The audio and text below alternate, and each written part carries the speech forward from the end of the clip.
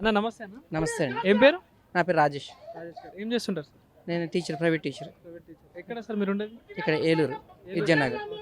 Sir మరి ఏలూరులో ఎట్లా ఉంది ఇది అభివృద్ధి విషయంలో చూసుకుంటే ఎట్లా ఉంది గత 5 సంవత్సరాలు? ప్రస్తుతానికి అభివృద్ధి అన్ని విధాలుగా బాగానే ఉందని నా అభిప్రాయం.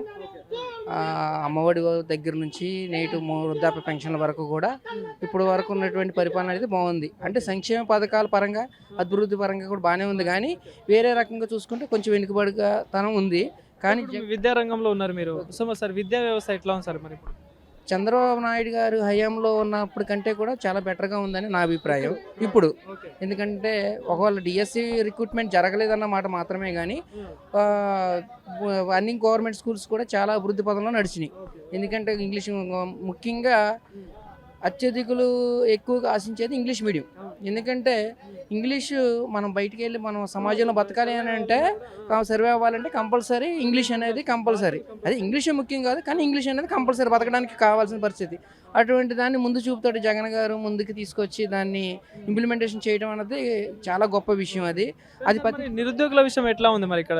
ఎందుకంటే గతంలో ఎలక్షన్స్ ముందు కూడా జాబ్ క్యాలెండర్ రిలీజ్ చేసి ప్రతి వరకు ఉపాధి కల్పిస్తా అని చెప్పడం జరిగింది. సో మరి ఇప్పుడు ఎట్లా ఉంది మరి 5 సంవత్సరాలు? ఈ నిరుద్యోగ పరంగా అయితే రాష్ట్రం వెనుకబడిగానే ఉంది. కానీ సచివాలయాల ద్వారా అందరూ ఎక్స్పెక్ట్ చేయని విషయం ఏంటంటే, సచివాలయాలు అనేవి కాంట్రాక్ట్ బేసిక్గా ఉంటుందన్న ఉద్దేశం మీద ఎవరు సీరియస్గా తీసుకోకపోవడం వల్ల సచివాలయ ఉద్యోగాల మీద ఎవరికి కాన్సన్ట్రేషన్ చేయలేకపోయారు. దానివల్ల అందరూ ఉద్యోగాలు తెచ్చుకున్నారు.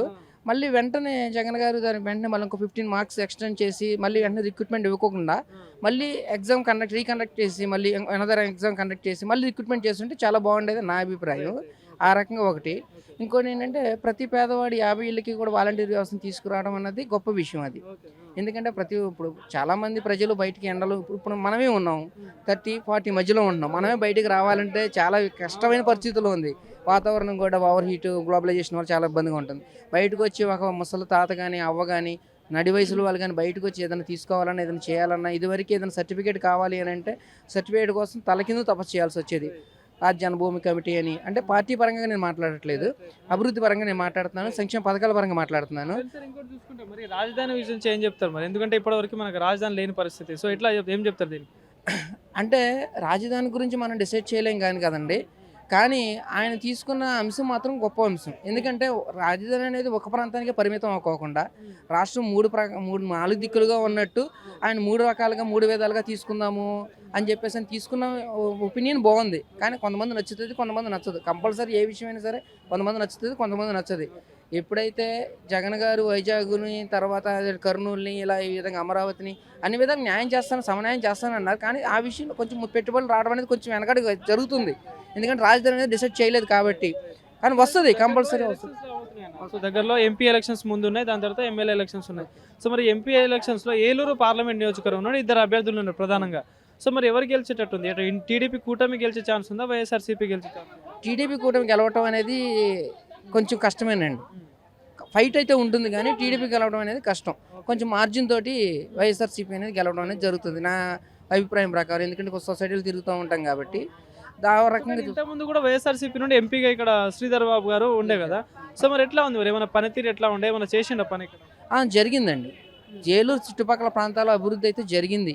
సామాన్యుడికి అందుబాటులోనే ప్రతిదీ కూడా ఆయన తీసుకొచ్చారు. ఆ విషయంలో మాత్రం మనం రీచండి. అయితే కొన్ని చోట్ల రోడ్లు బాగోలేదని అంటే అది ఎమ్మెల్యే పని అండి. అది ఎమ్మెల్యే పనితీరు. ఇప్పుడు ఎమ్మెల్యేలు మార్చేయడం అంటే దానికి కారణం ఏంటంటే, ఎమ్మెల్యే చెప్పాలి నా నియోజకవర్గంలో రోడ్లు బాగోలేదు, నా నియోజకవర్గంలో పలానా సమస్య ఉందని. మార్చారు. మార్చడం అనేది కూడా ఒక రకమైనటువంటి అదొక పరిస్థితి అండి. అంటే ఒక్కరికే పరిమితం అవ్వకూడదు, చేంజ్ అనేది కావాలి, మార్పు అనేది కావాలి. ఆ రకంగా తీసుకొచ్చారు తప్ప ఆయన పనితీరు బాగోలేదన్న విషయం అయితే మాత్రం అయితే కాదు. అది థ్యాంక్ యూ.